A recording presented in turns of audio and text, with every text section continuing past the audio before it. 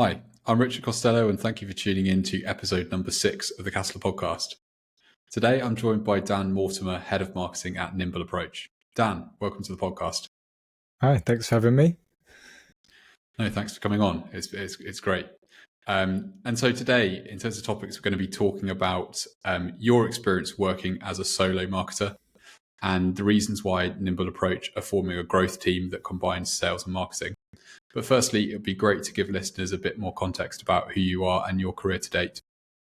Cool. Yeah, so I am Dan. I'm Head of Marketing at Nimble Approach. We're a technology consultancy headquartered in Sheffield, but we've got offices in Leeds, Manchester, Bristol. I suppose kind of talking about how I got here, like a lot of people in marketing, I didn't actually start my career wanting to be in marketing. I just kind of ended up here gradually. I actually started my career in video production. So I started as a video editor and then kind of worked as a cameraman and kind of in that role picked up other skills like photography, design, website, mostly through necessity really. It was like a small company that did a lot, sold a lot of work that maybe we shouldn't necessarily have, so I had to pick up a lot of skills quite quickly, which is kind of stressful at the time but good now because I can kind of do a lot of stuff when it comes to marketing. Then I had a couple of roles in the Sheffield College, working with the creative apprentices and working in their marketing department, particularly as like a content marketer. And then I moved agency side, working as an account manager, so kind of managing lots of clients, lots of projects, lots of different things from like websites to brochures to pretty much everything, which you learn a lot, but it was quite stressful, but good. Then I ran a marketing team for a HR tech SaaS company, and then now I'm at Nimble as a solo marketer, kind of doing everything from strategy to delivery, kind of using the skills that I've built up over those years. As a kind of broad overview of what I've been up to. Yeah. No, it's really interesting, particularly to me, to hear about the background in sort of starting out in video production and in sort of really, I guess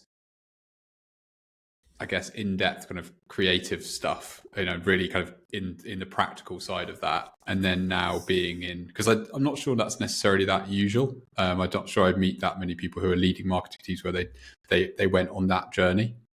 So I don't know whether that kind of gives you a particular slant, perhaps, in terms of the way that, because obviously a lot of the time I think people who are in heads of marketing roles, perhaps they've always been in kind of project management roles or kind of account management roles if they're at agencies, rather than kind of in the actual sort of things like video production and design, photography, things like that. Yeah, I think it's definitely interesting and kind of given me a different viewpoint, because I've definitely come from the side of like delivering content and doing the production, and then kind of learnt the theory and the strategy and stuff after that. But I think it's kind of helped me in that when I'm thinking about the theory, when I'm thinking about the strategy, I kind of know what needs to happen to get it done. And that's kind of how I've ended up being a solo marketer, is that I know the theory, but also I can go away and do it, whether it's video production or a bit of photography, creating some content, and that's really helped form, I'd say, kind of quite tight strategies, because I kind of know what works, I know what needs to get done, and I can get on and do it. So it's interesting. And on that, developing the theory side, what have you found most useful? Has there been any thought leaders or courses or anything like that you found particularly useful as you sort of transitioned into more of a strategic role and leading marketing at a higher level? Yeah. It's kind of almost a bit cliche now, but the Mark Ritson mini MBAs, the marketing one and the brand marketing one, were really good at sort of just, I want to say, cutting through the crap and just kind of telling you what you need to know in like a really understandable, clear way that you can then link to what you're doing. Those were probably the most useful things. I've kind of done a few bits with the CIM and a few other short courses, but I'd say in terms of like developing my thinking the most, developing how I come at it, and improving my marketing theory and understanding. It's probably the Mark Ritson mini MBA things. Yeah, I've heard a lot of people say they're good. I'd be quite keen on doing it at some stage. I've not done it myself, but I've heard lots of people talk about it, and I do follow and read quite a lot of Mark Ritson's like articles, and just follow him on LinkedIn, and it's entertaining. In fact, actually, it's when I first got into B2B marketing, I went to a talk in London that Mark Ritson gave. It was one of the kind of like induction sort of moments for me, I think, in terms of like B2B marketing or marketing more generally. Because I guess it was like a very kind of swear word filled, like no, as you were saying, like no BS kind of guy, and way he talks about things, and very entertaining. So yeah. Cool. So moving on to the first kind of main section on your work as a solo marketer, sort of in recent times. How have you found doing that? It's definitely been interesting. I think there's kind of pluses and minuses to it, really. So I'll start with the minuses, get them out of the way. So, it is quite hard to get stuff done, particularly of a company of the size that we are, and we've been growing rapidly. So essentially my to-do list only ever gets longer. There's always people with more ideas, more things we can be doing. So, you get through it. You just got to like reprioritize, and kind of like, it's not like I have like an idea of a year-long plan, but quite often it's like just adapting and learning as we go what's reprioritizing, which is kind of, you have to get used to after coming from working in teams and stuff, and constantly having to switch hats and switch roles as well. So you kind of got to be a strategic leader, talking to the board, explaining your strategy like in the morning, and then in the afternoon I could be writing social media content, posting it, and kind of doing that. So it's kind of switching like hats is quite a big thing. But I'd say the hardest thing really is like is it working with other marketers. So, you get quite a lot of good ideas just bouncing ideas off people and just talking to people. That's probably the thing I miss the most about it. It's not quite the same talking to ChatGPT and Claude, although they do come up with some good ideas every now and again. They are very polite as well. So. Yes, yeah. They'll always tell me my ideas are good, even if they're rubbish. Yeah, great. And that's why, just to give your event a plug, that's why I was quite happy when you messaged me about that B2B event that you've started. So like, I feel like it's kind of been missing in Sheffield, is like an opportunity to speak to marketers. So that was good. But yeah, there are some pluses. There's it's not all negative. So like, because I kind of do everything, I kind of know everything. So when the board asks me a question, or one of the team has a question, I'll pretty much usually know the answer because I've done it, or had to think about it, or implemented it. And it's really forced me to kind of optimize and reduce any waste in the way I work. Like, the big way I'm getting better at the moment is just by optimizing and just really focusing on what needs to be done. How can we get it out quickly, high quality? I'd say kind of faster than ever of getting stuff out of kind of good quality. And, being involved in the whole process and doing everything is really interesting, because you can see, kind of like I mentioned earlier, you go through the whole journey and you can see everything and do everything, and kind of, so it keeps your knowledge of what's really happening, what's effective in the world, because I'm posting it, I'm looking at the results, and then I'm able to adapt and change the strategy kind of on the fly, because it's written down, but all the strategy and delivery and everything is in my head. So it's kind of quite easy to adapt and change quite quickly. Yeah, and the point you mentioned about speed being a big focus around, how do you do things faster, and that being a big priority. What have you found has been working? What's been the most effective sort of things that have made you be faster? So the kind of obvious one is AI, which can talk around more in a bit and how I use it. But then it's just working the whole process through. So really optimizing, okay, well, when we're producing content, what do we need in it? What's the process to getting it out the back? Who needs to be involved? Letting them know as soon as possible, and kind of being really targeted on what you need and who you need it from, when you need it. And that just helps speed up the production. And that's just constantly refining it. And things like, if we want to produce a campaign that has assets like landing pages, blogs, adverts and stuff, just being really clear on what goes into that, the process that's needed, just refining that really helps speed up. Yeah, I think what I noticed about speed is just the impact of doing the same thing over a period of time, the amount of opportunities that you can find to optimize. You kind of discover those over time the more you do something, as well as just getting faster at doing the same thing. It's often, it takes a bit of time, but it's always remarkable, particularly when we start off working with a new client. It's almost always like way more investment into a project than really the time that we're kind of being paid to work on. But then it's sort of over time it steadies, and because of the fact that just when you're just that you're so much less efficient when you're doing something for the first time, which has been very noticeable. I guess when you're kind of tracking time to some extent or another, I think it really makes that really brings it home, how much things can how much longer things take when you're first starting out. Yeah, definitely. So I sort of did slightly jump the gun in terms of asking about how do you do things quickly, but how have you handled resourcing more generally?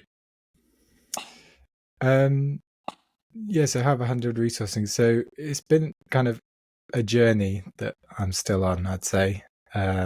Being a solo marketer with a fairly small budget, you have to kind of get creative and lean on people in the company. So I kind of lean on and use the internal teams quite a lot. So we're a technology company who do just loads of different things for loads of different people across loads of different industries, solving loads of different problems.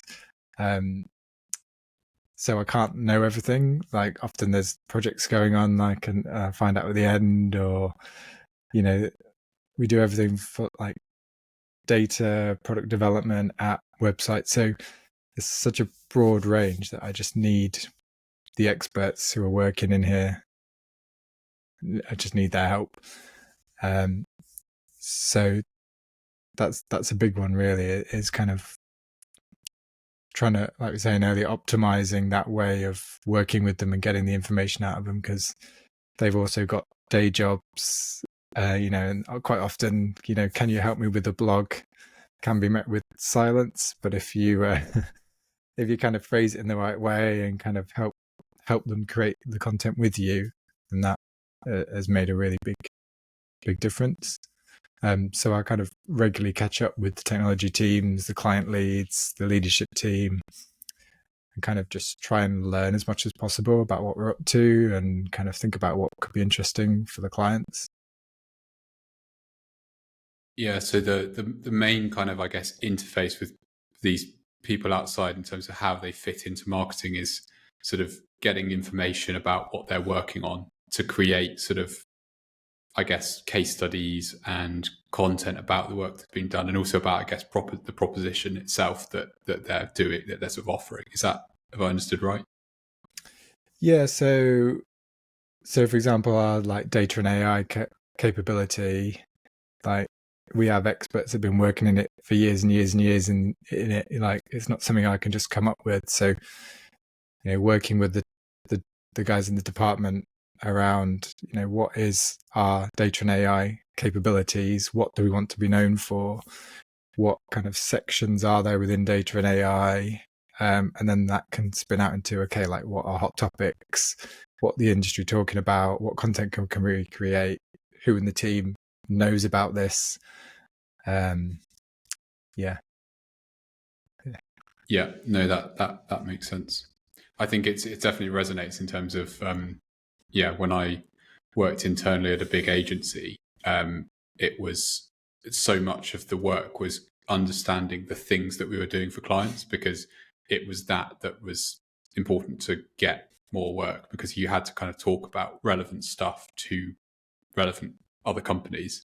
But in an agency, and sort of a similar kind of context around a services business, like people are so busy, and it's hard to kind of convince people of the value of dedicating time. So I think,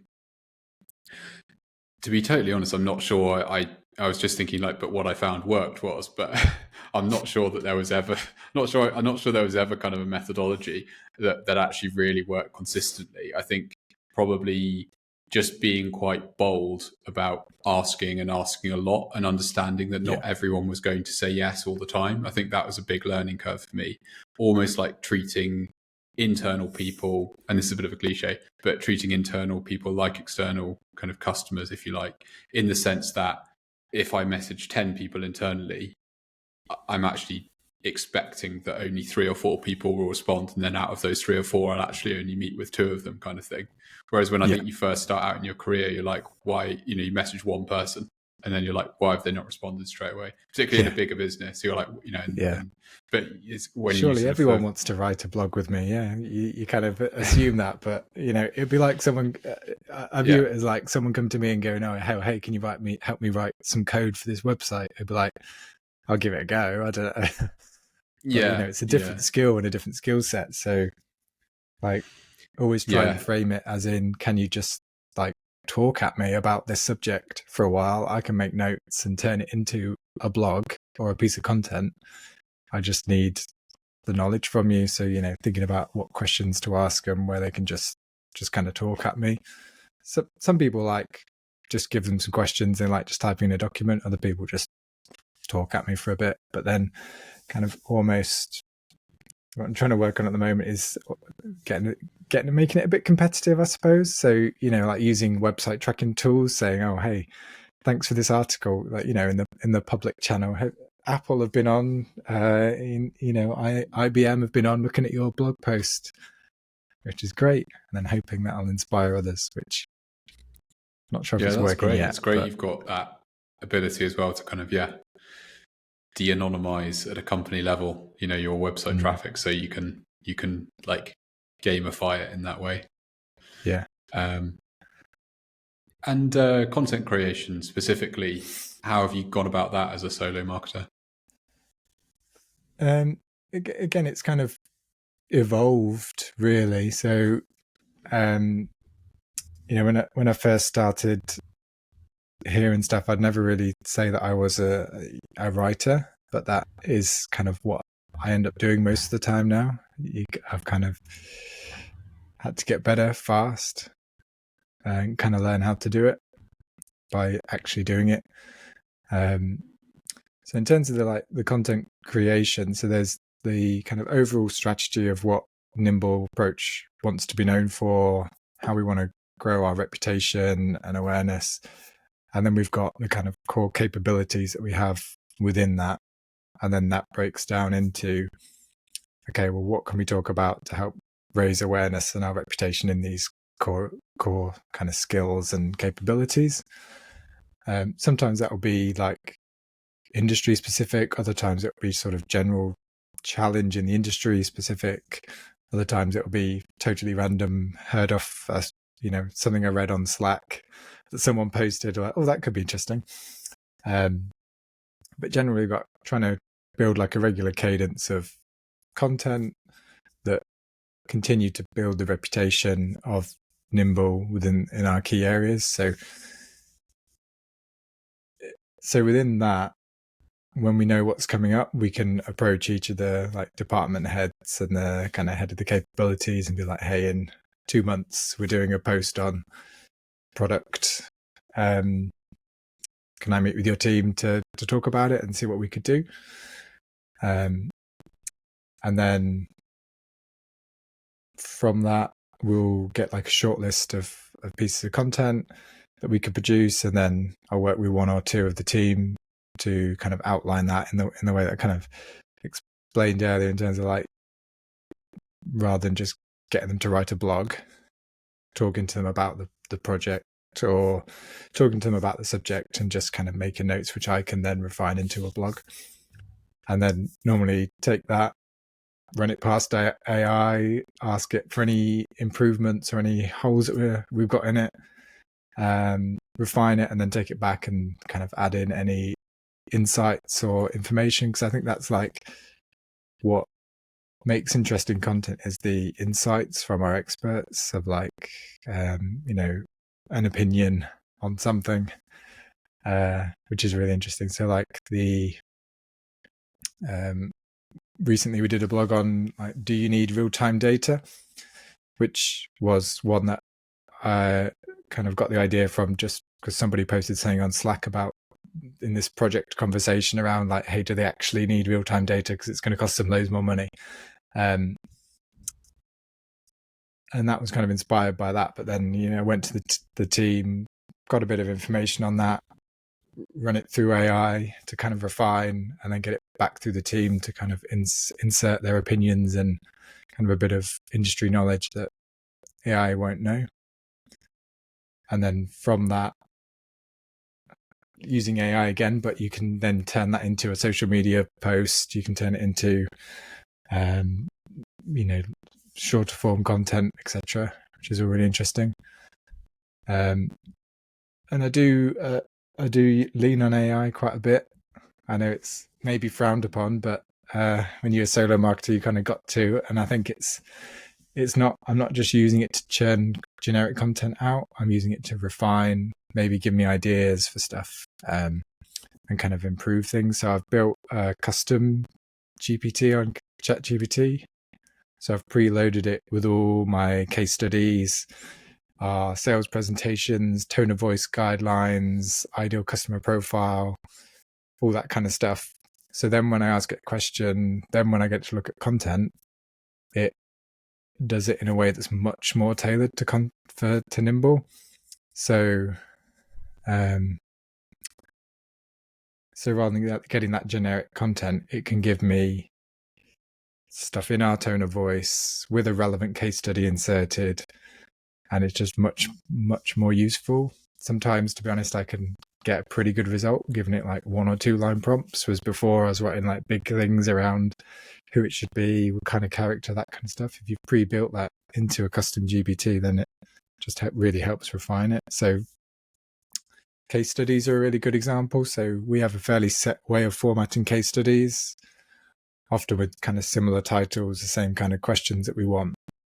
So the process now is that I go to the project team, ask them a load of questions, get them to download about the project, and then I basically just put that transcript into AI and say, kind of organize this and structure it, and then say, turn it into a case study following the format of the others. And to be honest, it gets like 90% of the way there. And then I kind of throw that back to the team to add in any additional data or any points that we might have missed. And then that's kind of there. And that probably saves me 4 hours every time I do a case study. And it's pretty much the same, maybe even better than if I tried to write it myself. Yeah, it's a great sort of practical example of how it's, AI is helping in a really granular way, which I think will be helpful for people to hear. Certainly I find it interesting. We also use custom GPTs predominantly actually for when we're often moving data in from one format to another, and we're commonly doing that. So we create a custom GPT that's basically, I say program, that's probably a bit giving ourselves too much credit, but like it's got the custom instructions so it already knows what sort of structure the data is going to be given to it, and then also how we'd like it to be structured on the output side. And that saves a lot of time. I think also use it for loads of just questions when we're talking about complex topics, and I do think it has got a lot better as well in terms of the O1 on ChatGPT. The O1 model, I think it is seriously good at a lot of things, and Also around like Salesforce, for instance, like that's been really useful. Like we've been improving our Salesforce instance, and the amount of kind of things that I'd have just had no idea what to do or that they even could be done.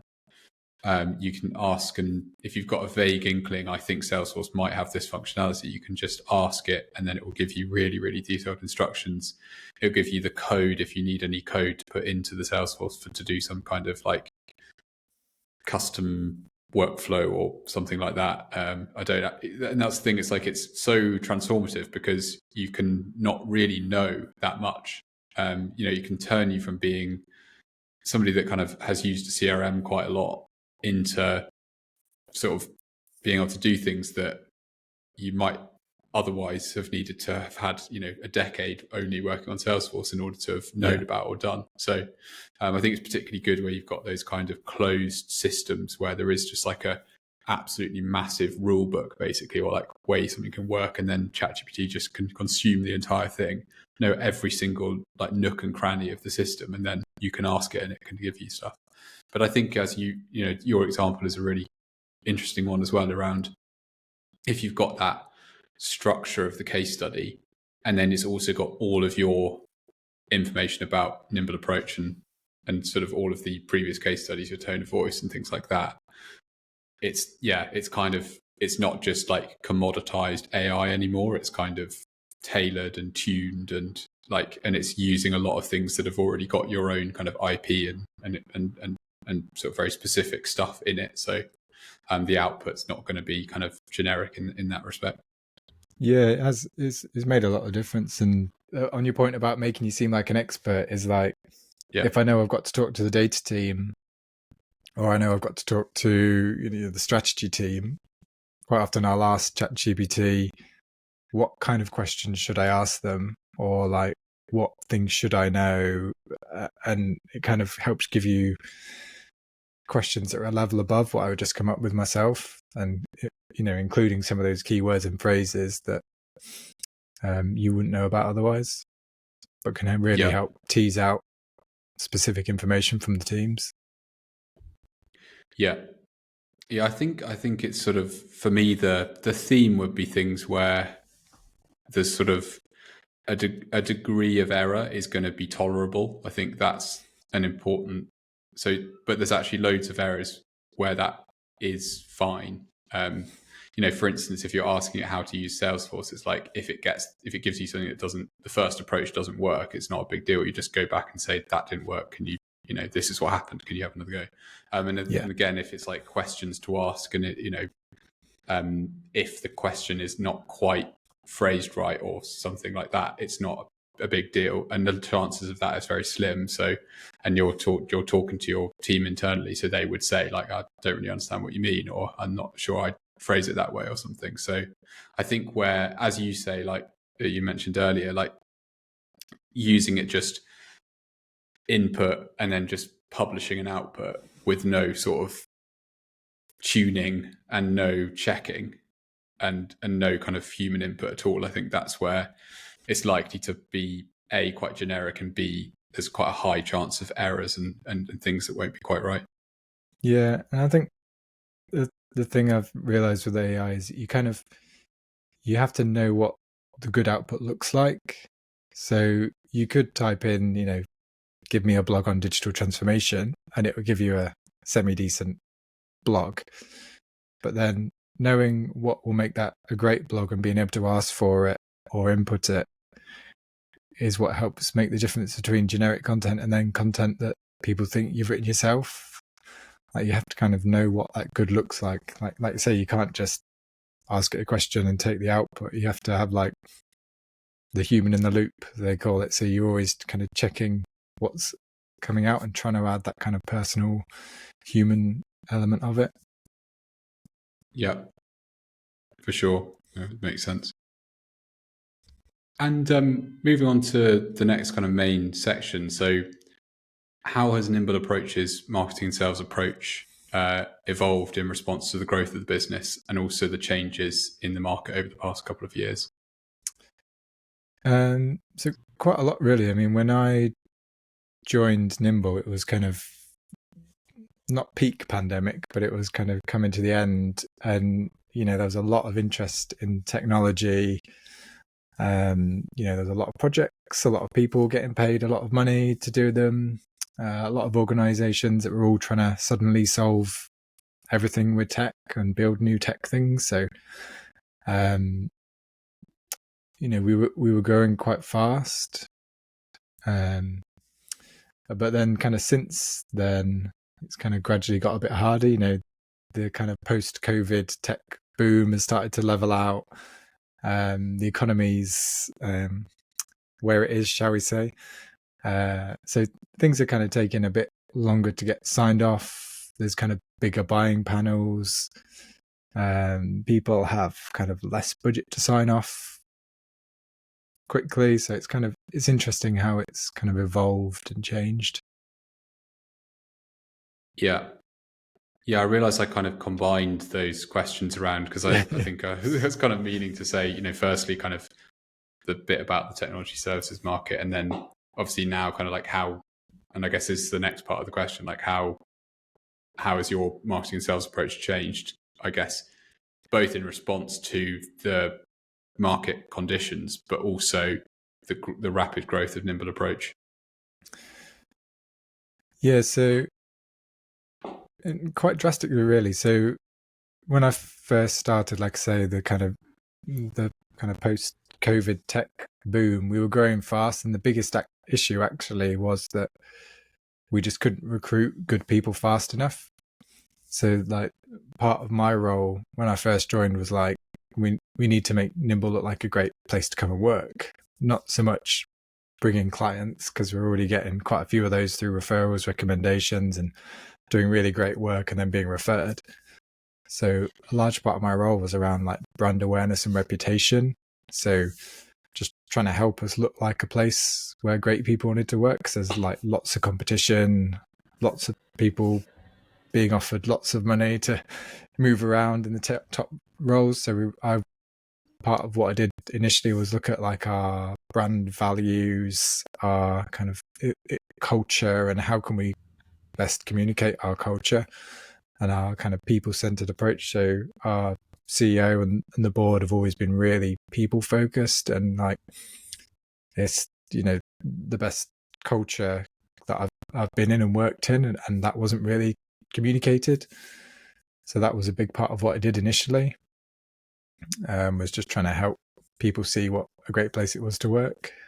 And kind of since then, like I say, the market's kind of shifted and things have got a bit tougher. So we've kind of moving more towards the kind of long and short of it. Before it was very focused on long-term brand growth, and now there's more of that kind of short-term lead generation of like, we're still doing the long-term brand stuff, but there's definitely more of a lean on helping the sales team speed up that process, find the right people to talk to. Yeah, that makes sense. Yeah, it's very nice and interesting challenge to have so much work coming in that you need to be sort of refocusing on.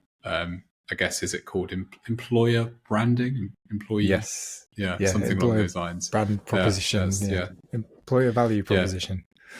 But I think it is for a services business in particular, it's such an important thing, because that is the businesses, and it's again possibly a bad cliche, but it's like the business is the people in the services business. So and that's what we say. Like it's all about the people. So ultimately, it's technology, and we're creating technology and solving problems. But it's the people doing that.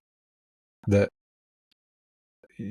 is the people, and we've got to find the right people for the right project, and not just with the good tech skills, but also able to communicate that, able to work in a team. Like finding the right people makes a huge difference. And you get one or two people on a project that are just like top of their game, and it can completely transform the company we're working with. It means that we get referred on.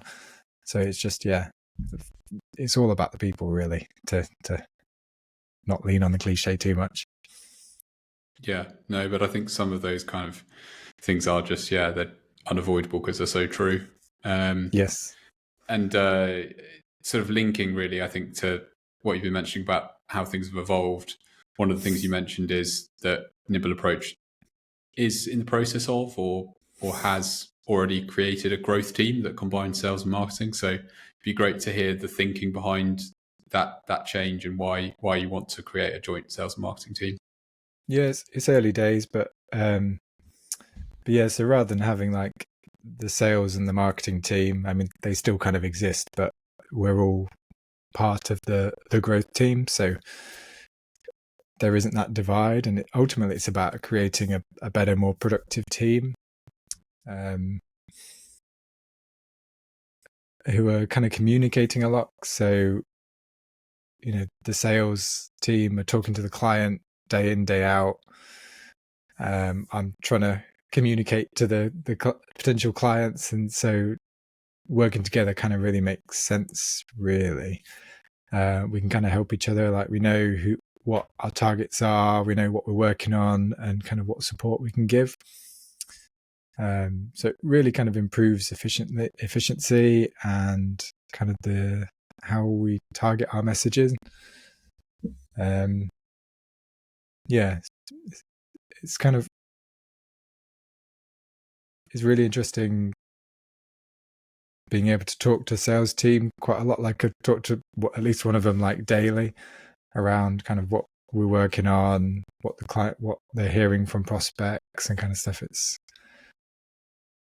about creating that kind of one team, one growth team mentality. You know, it's all focused on one thing. Yeah, it certainly makes a lot of sense to me in terms of, I remember when I was kind of learning about B2B marketing originally and people talked about problems around sales and marketing alignment, I think I was just like, well, why isn't it just one team? Like it was just like this kind of simple like answer, which I think in many cases probably is just a good response to it. But to that point though, obviously it is a complex question, and do you sort of foresee any challenges, and how do you think you might kind of go about handling them if they do emerge?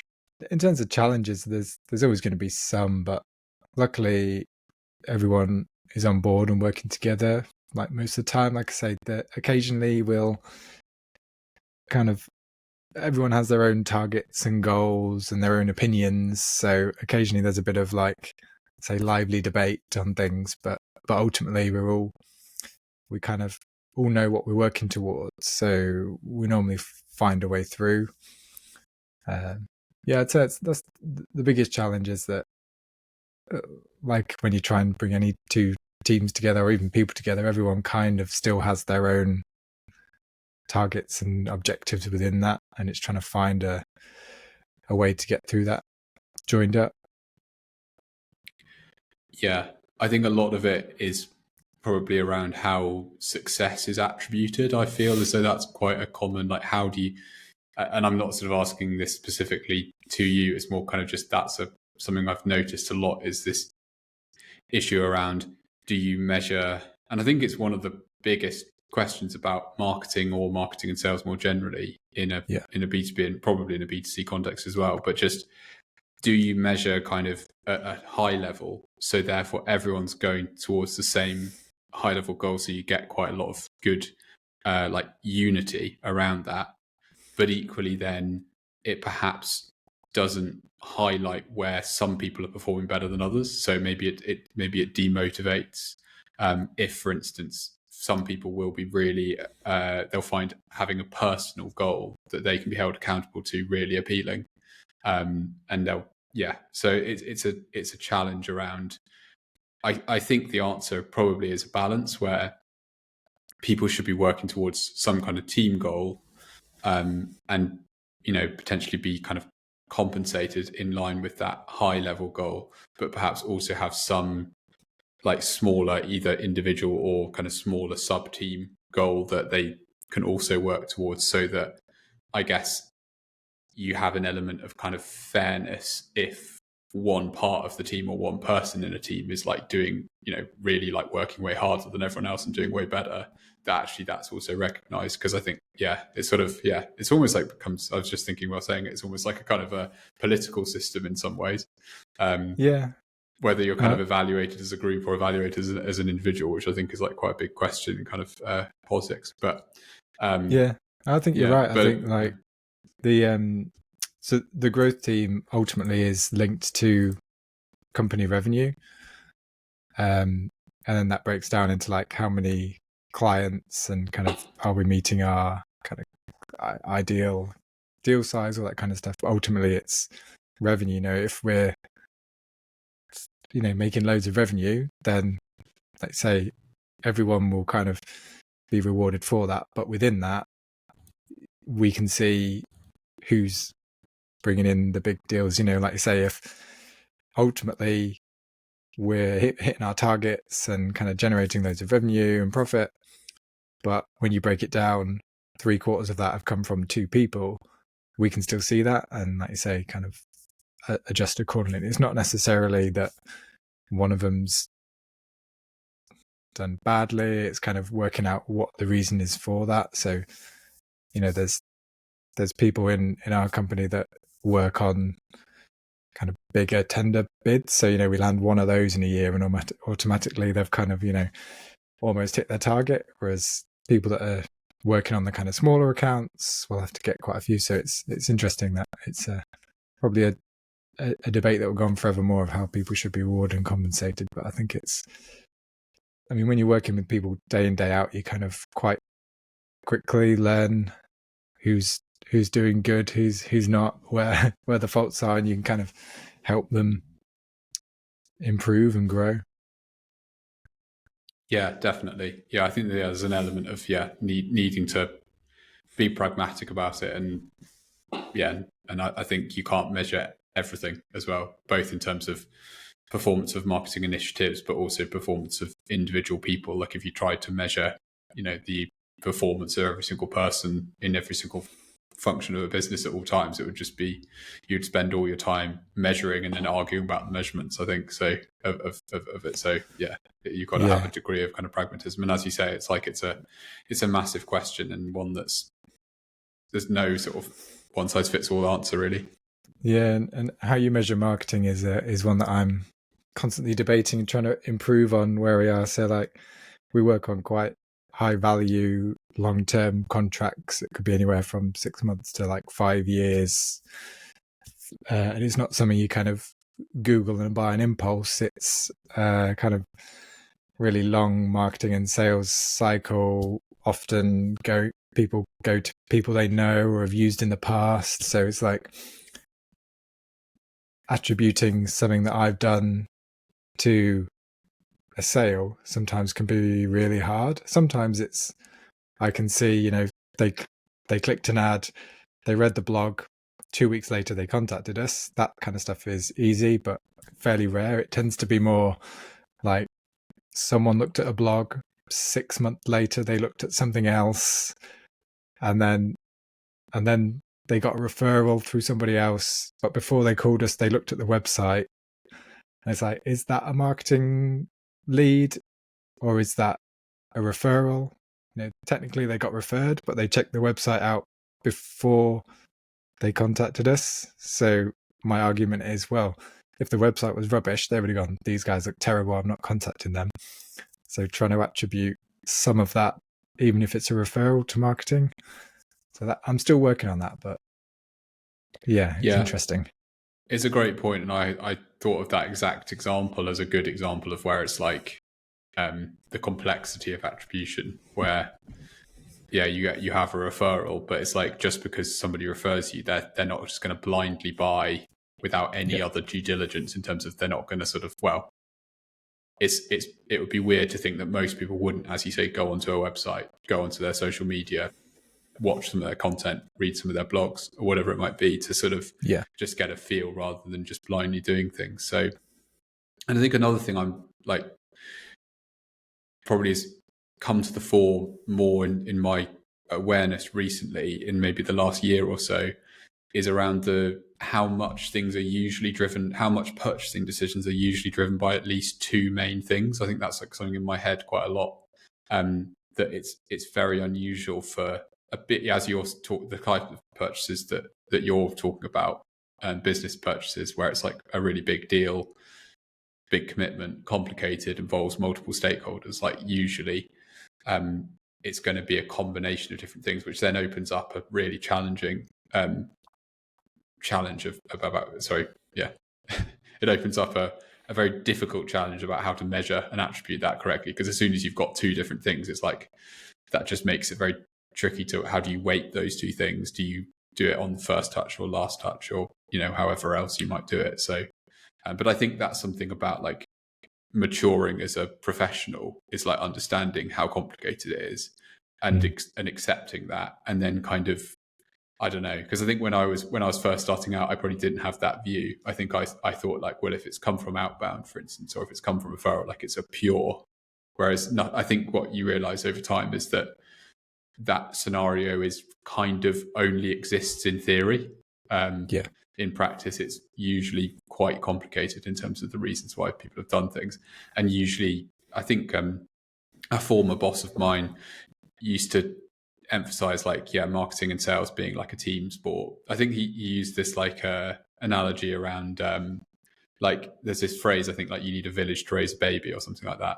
Maybe I'm making that up, but I think that's the phrase. But it's like it's the idea that you need a village to kind of close an enterprise software development deal, or whatever it might be. It's not just, it's about when they came to visit, let's say just hypothetically, like when they came to visit Nimble Approach, like the person that greeted them at the door, what were they like? Like, were they friendly? Did they make a good cup of tea?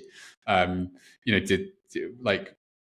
they made to feel welcome? Like, were the people that maybe aren't making decisions obviously, but like they're actually really important influences in a process? Like, were they afforded the right kind of behavior and treatment in a process? And like, so there's just loads and loads of things that you wouldn't realize. I mean, I think like another thing that people probably don't realize is that people will check out like things like Glassdoor, to your point about looking like a good employer, particularly if you're buying from a services business, I think, and it's a bigger business, so they'll have Glassdoor. Like I'd imagine people will look at that and loads of other kind of strange areas that are maybe harder for brands to actually control, because it's probably the areas that are hard to control that are more influential around purchases, because they're more reliable and trustworthy. Like if it wasn't the company saying it but someone else, it means a lot more. So anyway, it's a good point. And like say around, it's kind of takes a village to raise a baby. It's like the kind of sales that we're making, it's not like someone calls up, does a demo with the sales team and then buys. It's like they might speak to one of the account managers and then that will get passed to sales, but it won't often just be sales. They'll have to bring a technical person on, because like if they want to talk to us about data optimization project, the sales team, no offense to them, can only have so much technical knowledge, so we have to bring in technical people. And then if it goes to a pitch, there'll be a whole team of people working on, okay, well, what will that project look like? So it's definitely a village. And kind of everyone needs to club together. So and it's good, like it's kind of good that it's that way, I guess, because it means kind of everyone can share in the credit, and really it kind of is in a company pretty much absolutely everybody in the success of marketing and in B2B services particularly. Sometimes part of me wishes we just had a little product that you could buy online that can directly attribute every ad to every click, every purchase. But so it would make my life easier sometimes, but I think it'd be a bit it's quite interesting. It's that's very much the domain that kind of I and we, as my career to date, and also like us as an agency, we're almost always like in that sort of dynamic where it's really large deal values, slow, complex sales processes, and so on. And it really, the funny thing is for me, it really doesn't align with, I've like ended up in that world, but it definitely doesn't kind of align with my personality, where I think, or like my kind of like psychology is quite like short attention span, like struggle to focus on things. Like, so it was a massive like thing for me when I was working originally in my career in e-commerce, where we'd send out an email to like 90,000 people or 70,000 people. and then there would be people who would click through and buy, and it was like B2C e-commerce, and I was specifically mainly focused on this email marketing. So it was literally, we'd send out an email at like 10 a.m.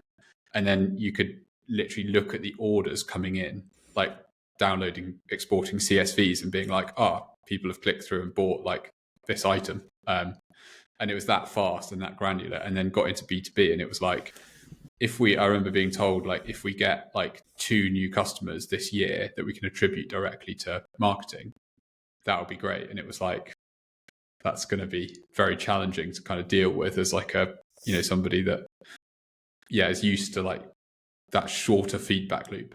And and as you're saying, like very like clear, like we did this, we got this. And it was like same day or same week or something. Whereas, to be like a team of people work for a year and maybe get something, it's like a very kind of difficult human challenge, like psychologically, I think. Yeah, it's really hard and quite a big shift. So like one of the first campaigns that I did when I started here, like immediately after it had kind of finished, we thought, it didn't do amazingly well. But 2 years after, someone has contacted us and it's become a big project. I can see that they clicked the ad, read a blog, contacted us, had like an initial conversation, and then kind of disappeared for 2 years. So it's like, actually, now I have to retrospectively go back and go, no, that was a successful campaign, not a poor campaign, but it took 2 years for that to happen. You know what I mean? It's quite a shift. And I always think about like whatever I'm doing now, you probably won't see any impact for 6 to 12 months. So, how to measure what I'm doing now.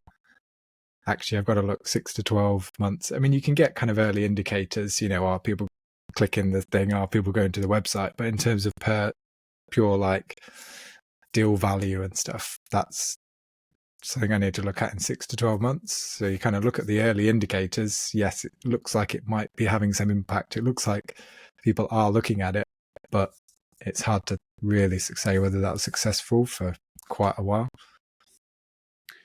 Yeah, definitely resonates. And it's another kind of, fun challenge. Because it's difficult also in terms of planning as well. Like, because I think that need to, it's something that we're thinking about ourselves at the moment. It's like mapping out the distance from first contact made to like first invoice sort of sent, and then also first like payment. So going literally from kind of like, the first time we ever tried to speak to somebody or to a company, right the way through to actually like receiving, like, because for financial forecasting, that's quite an important thing. And it is a longer time than you think. And obviously, like, we're not very big and we don't have huge contracts. So it's like it's not like years and years that we need to wait, but it's still like, it's not like we can just flip a switch and get clients or get revenue. You need to be thinking about, for us, it would be like the things that we're doing now will be Q2 absolute earliest, if not Q3. And it could be, to your point, it could be like 2 years away. But the earliest it could possibly be, I'd say, would be kind of like 3 months, which means that you have to be thinking in terms of like, if we can't wait until we really need perhaps revenue, because we've always got to be doing it in advance. That's it. Yeah. But it's probably, we could have another full like a podcast episode on these kind of things.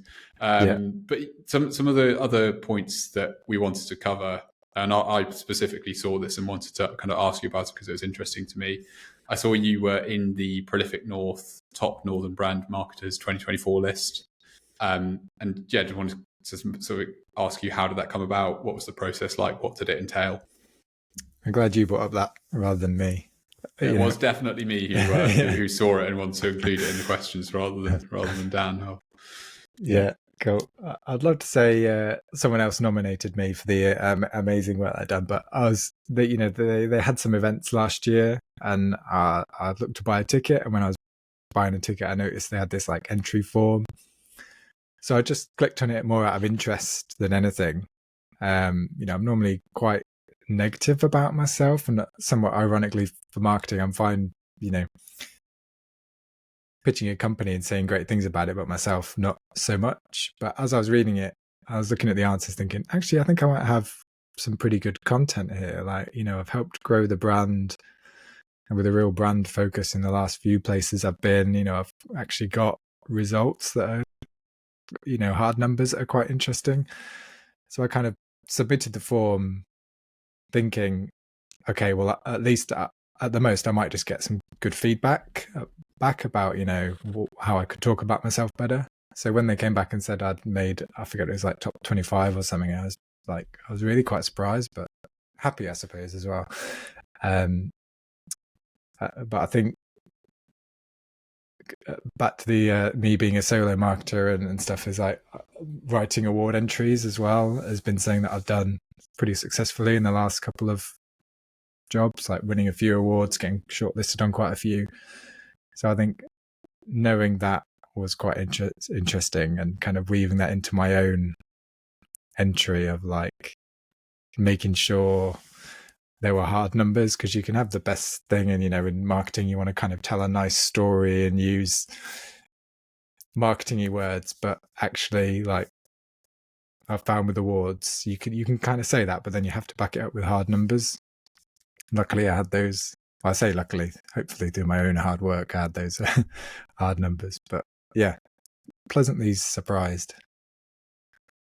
Yeah, no, I think it's really cool, and I think it's good advice about the numbers and figures, and I guess also just like figuring to have a go like at it as well, just to, because it's kind of it sounded like you were kind of, you didn't go out looking for you just sort of came across it and were like, actually I'll do this, and it's interesting. I think as a business for us, I think we're it would be a good idea to enter some awards. I think we nearly did last year towards the end, but I think just had loads of other things on. But I think it is a good idea for companies and also for people as well. I think initially, particularly early on, like we don't do it so much now, but when I first started, we were entering a few, and it just helps when you're new and no one really knows who you are. It just gives you a little bit of credibility. So when I first started, we were going for like workplace of the year. Like I said, we were trying to recruit people, so we were going for ones like best workplace, best technical company to work for, and we won a couple of those, which was great. And that really helps give us credibility. So when we say, we're a great place to work, actually we've now got 2 awards that kind of prove that. Yeah, I think the role of awards in terms of social proof, I think, is important. I think that's probably a big thing. Yeah, a big thing, for the big motivator for us in terms of doing it would be that as a small business, I think that you struggle with, I'm not sure we've necessarily struggled that much with it, but I certainly feel concerned that people could think that, who are these people? They haven't, they're unknown, they're small. So whereas if you've got that kind of like, even just a nomination for award or something like that, it's like just the act of being a business that puts yourself up for awards, even if you don't win them, is sort of would a really kind of like bad or ropey business that you wouldn't want to deal with do that kind of thing, because you obviously open yourself up to kind of external scrutiny when you do it. So I think it's which is probably quite a small business thing, but I think it would be valuable in that respect. But also for big businesses, I do think whether it's for attracting new clients or new employees, winning awards and indeed retaining as well, because I think if people,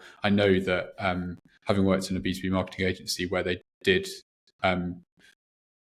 put themselves forward for a lot of awards and did win a lot of awards, it was something that the team internally were really proud of, like rightly, in terms of winning like campaign of the ABM initiative of the year or something like that, and the team would be really proud of it, the clients would be really proud of it, and then it is also definitely, though, it was a big source of new business for the agency I used to work for, where people would come and say, well, I saw you were nominated or you won this award or whatever it might be. So I think one of the things I used to do in my previous company, which I don't do at the moment, just mainly through capacity, is basically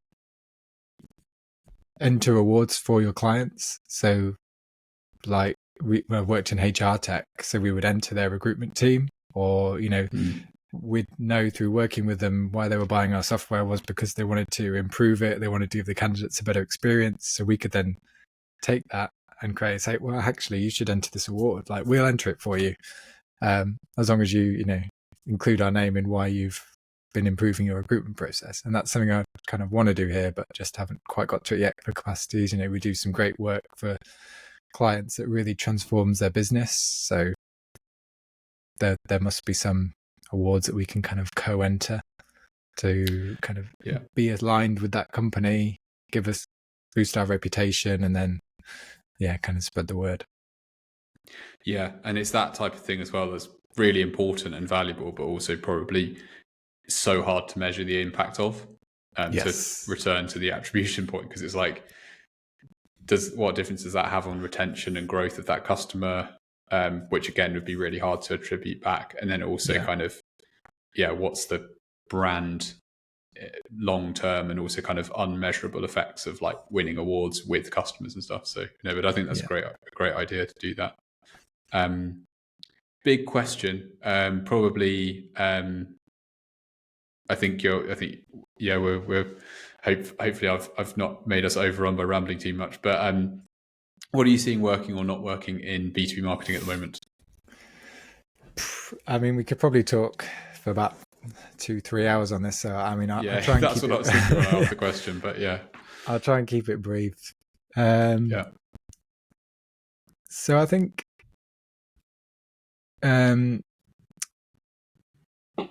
I think for us, it's become more and more about building connections.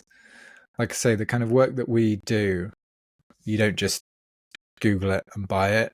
Like, you don't just chat to someone, go and impromptu buy it. Like, it's relationship building. So it's much more about building that relationship, building that connection, helping over a number of weeks and months to kind of build their knowledge of what you do and their kind of reputation in their head. Like, cold outreach just doesn't really do it much anymore. Like, normally they've got to have some knowledge of who we are. And we find, if we can get a face-to-face meeting to someone where we can understand their challenge, then that becomes a great opportunity. But getting to that point is like harder and harder. There's like so many tech consultancies, so many service companies, like trying to find something that really addresses their problems. So for example, one of the sales team said the other day, like, oh, I messaged someone who was on my list that I created of people to contact, and he said like it had 10 consultancies reach out to him in the last few days. I'm like, how are you meant to cut through that noise? And like, so cutting through the noise is like really understanding, maybe even before you speak to them, what that company's problems could be, what that person's potential problems could be, and trying to quite quickly create a connection, but also being helpful and being productive. Definitely a shift towards from just putting our name out there and saying what we do to this is how we can help. Like, we understand you have this problem. This is how we can help. Is a kind of, we could talk about tactics and strategy all behind that, but ultimately we're trying to build connections and be helpful above everything else. Yeah, it resonates massively. And I think that that challenge of, because we are both a services business ourselves, and we also work with a lot of B2B services businesses in terms of and in terms of clients, and it's such a big challenge where you're different and differentiated and in good positive ways, but how do you get that across to people when this at a surface level for the people on the receiving end of like marketing or outreach or whatever it might be, when you're 10 consulting businesses have reached out to them, it's like, how do you make yourself different? And I think a lot of it, how do you outlined it there in terms of thinking about adding value and doing things that can be helpful and useful and support them and so on. I think that's very much aligns with what we've seen work, particularly in, to return to what you mentioned earlier on in the podcast, about the changing market conditions. So I think as basically there's just less buyers to go around, it's like there's a requirement to do more and to give more, I guess, not in a kind of financial sense, but to give more kind of value and effort to sort of convince people to have that conversation. And yeah, so we're all kind of working harder, but it's probably making people better marketers potentially, in terms of, if, you know, it's just harder to be a marketer in 2025 than it probably was in like the second half of 2021, potentially. So, Yes. but you know, it's forcing people to innovate more, do more with less, and I guess serve, like, provide value and serve like potential customers better. Yeah. Probably another big one, but probably one that we can probably cover reasonably quickly. But how did Nimble Approach come up with propositions to take to market? I'm trying to think of this as in not taking too long and also not giving away all our secrets. So, but there's kind of some broad things that we do. So, I mean, ultimately, like communication and research. So, talk a lot to clients, potential clients, internal teams, the delivery teams, management teams, the growth team, and just learning about, you know, what are people asking about, what are people talking about, what are common themes in the industry, what trends are we seeing, and trying to come back to the point about being helpful and useful. It's like, well, how can we position what we do as a solution to this problem? So, like, an example is, you know, all the hype and stuff around AI. Everyone's going AI, trying to wedge it into software, wedge it into products, and it's just not always the answer. So we've really focused in on, okay, well, there's thousands of people just integrating AI, telling you what you should do with AI. Actually, the way we're coming at it is, right, well, let's step back, look at your company, look whether AI is going to be really useful, and kind of thinking about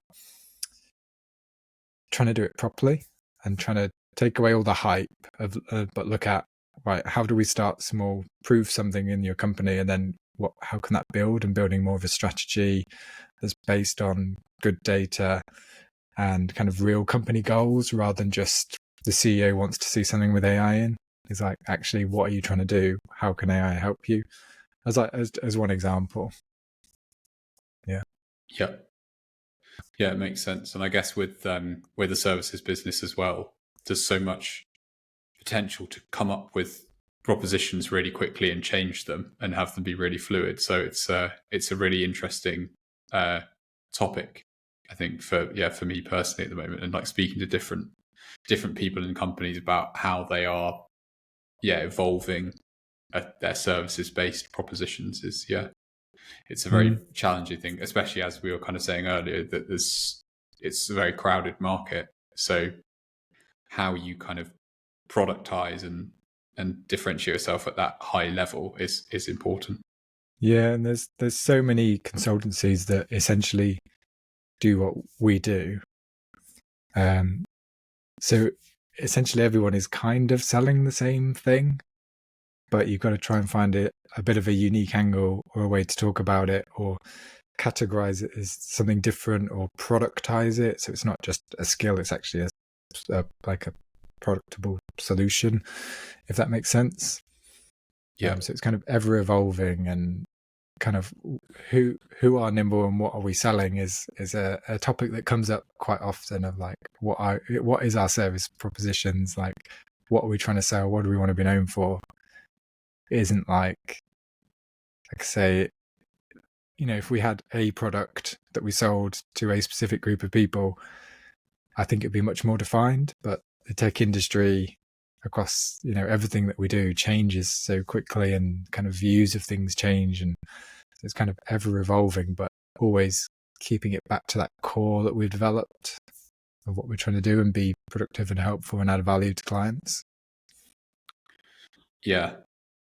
I think layer on the tech element, and it's got so much need to evolve really fast, I think, as well, because you've not only got, you know, a services business and the world's evolving, but you're in the sort of tech space where things evolve even faster than everything else. So it's that kind of constant need to, if not change the proposition, at least just kind of sense check. We should keep it the same. It's kind of something that needs to be done all the time. Yeah. And finally, bonus question then. Intrigued to hear your take here. So what's your most contrarian take when it comes to B2B marketing? I kind of think about this one really. I think the one that I kept coming back to is that I think, ironically, for marketing, I think it has a bit of a marketing problem and an image problem. So like, I don't know if everyone thinks this way, but like when people ask me, oh, what do you do? I always kind of hesitate when I say I work in marketing, or like, because I'm not quite sure how it's going to be taken. Like some people will either have no idea what it is and just go, oh, all right, yeah. Or, you know, are they going to be thinking that I'm pushing sugary biscuits and vapes onto children? Like the kind of view of marketing and what it does and the value it can add isn't really understood outside of marketing, and even in marketing it's not really fully understood. So I think marketing has a bit of a marketing problem that we need to work on, of like, how do we talk about marketing? How do we sell its values? It's not the Mad Men ads kind of thing, which is kind of where people jump to quite often. It's actually, particularly what we're doing, we're adding value to companies and we're trying to help them grow and improve. We're just trying to kind of find the right way to start that conversation. And I don't have the answers of what it should be, but yeah, I think, yeah. So it definitely resonates. And if somebody asks me what I do, and I say B2B marketing, I have to explain it's business to business. It's helping businesses that sell stuff to other businesses sell it or market it. And people are like, yeah, normally that ends the conversation. Yeah. It's a pretty good conversation stopper, isn't it? Yeah. Yeah, exactly. Because it's just like, okay, that is not something I'm interested in, or maybe sort of can understand. I think, to that point as well, it's not, I think in some ways it's like, it's not just an image problem in the way I see it, because we've been doing this. I think I mentioned this to you the other day, but we've been doing this this report on B2B marketing at Sheffield's SMEs, B2B SMEs. And one of the things that's quite evident is sort of speaking to lots of different marketing teams is how different marketing can be defined. And sort of, I guess, like for some people, it's very much like 4 Ps, like pricing and thinking about the product. And others, it's like very focused on the promotion side of it in terms of the promotion P. And I guess also some people thinking in short term, some people thinking long term, some people like very focused, or I should really say some companies that are focused on like really heavily into 1 or 2 channels or tactics, and then others that are doing and not touching those at all. So there's a real I think it's what makes it a really interesting field, to be fair, to work in, is the fact that it's so diverse in terms of what it can be, and even in similar companies, people can go about it in really different ways, because the role of like a B2B marketer can just be so different, and that's in one city with companies that are all B2B, tending to be around sort of technology and tending to be in a sort of very similar kind of size range, and there's still like a massive difference in terms of how people are doing things, which I think is really, really interesting. Yeah, it's an interesting point. Yeah, I think like that, like I say, I kind of not quite fell into marketing, but it's never my plan, but I've just followed roles that sounded interesting. Like I say, it combines a lot of stuff. So like technology I'm really interested in, which marketing is inherently involved in. Creativity, human psychology, are all things that I find really interesting, and you kind of have to think about those every day in marketing. Yeah, I think for me it's like anything that didn't require any hard skills was always in hindsight going to be probably where I ended up, and And so, although to be fair, I think over time you do develop some kind of harder skills, in terms of things that are quite specific and technical. But I think looking back, like why did I end up going this career path? It would have probably been because nothing sort of really specific and tangible jumped out at me. That's how I ended up in video production. Was I'd wanted to find a career that I didn't have to write. I didn't have to go and talk in front of people. Video editing, you're in a dark room by yourself quite often for days at a time. So if you'd gone back and told me then that I'd be writing daily, doing podcasts, I would have been like, no, that's not me. Yeah. Well, on that note, it's been really great conversation. Thanks so much for the time. I know we've overrun quite substantially, but that's been because there's been loads of great points and really good sort of discussions. I think the bit in the middle about attribution I think was really interesting. I think it's something that I would have probably not been particularly interested in 3, 4, 5 years ago, but I think over the last couple of years it's really been a point of that's really interesting and really important as well to kind of and also the points we were talking about around some of the things that are specific to really large complex deals that happen over a long period of time. I think that's also something that I've really enjoyed those parts and hearing your sort of experiences and views on those. And if people want to keep in touch with you, what's the best way for people to do that? Reach out on LinkedIn, probably. Dan Mortimer, Nimble Approach. Great.